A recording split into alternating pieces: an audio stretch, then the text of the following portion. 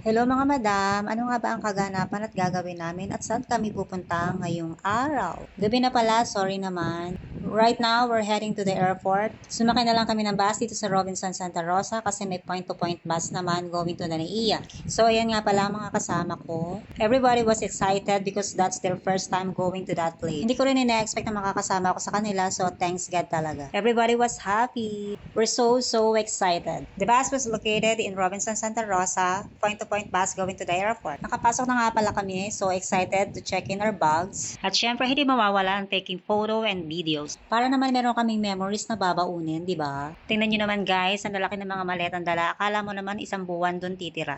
So ayan na nga, nakapila na kami for the luggage, ready to check in. Maaga talaga kami pumunta dito kasi nga naman, yung flight namin is alas 4 ng madaling araw. So we decided to take a rest over there while waiting to our flight. And this is it. And sumakay na kami ng bus going to our plane. Dati gusto ko talagang puntahan yung mga lugar na hindi ko napupuntahan. Kaya minsan kailangan mo talagang kumilos para mapuntahan mo yung lugar na gusto mong punta. Kaya nagpapasalamat ako kasi napabilang ako sa mga grupong ito. And take note nga pala ha, yung budget namin dyan hindi ganun kalakihan. Sometimes kasi ang nagiging problem is our mindsets. The way we thought and then the way we think. Dito na magsisimula ang aming journey.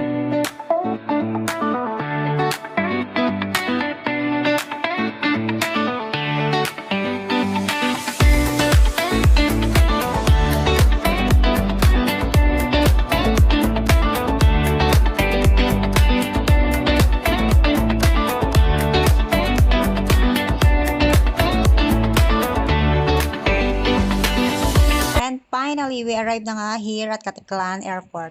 Since the first time ko nga mag-step here in Caticlan, I was expecting na same siya sa Naiya. I will give you some advice nga pala mga Mima. If you're planning to go to the Boracay, paglabas nyo ng airport dyan, may makikita kayong mga van na nakaparada which is nag-a-ask for 100 pesos for the travel fee, kinda like that, or 1,000. You will going to see that. Wag muna kayong sumakay sa van na dyan.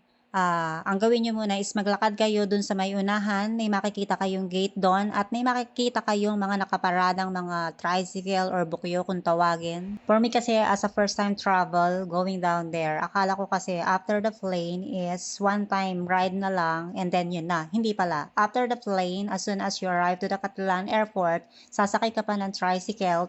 After nga pala ng tricycle, sumakay nga pala kami dyan ng minivan na maliit lang, which is ang pamasahe is nasa 20 pesos to 30 pesos, hindi ko na ma-remember. And finally, to make the story short, so we're here na in Boracay.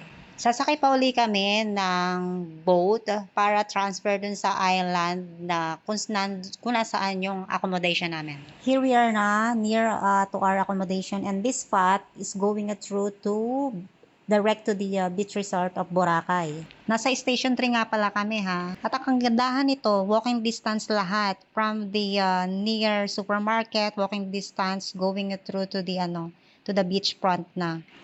Nag-rest muna kami dito ng ilang minuto and then lumabas kami para kumuha ng pagkain or bumili ng pagkain. And tunay nga yung sinasabi nila na gastos start here.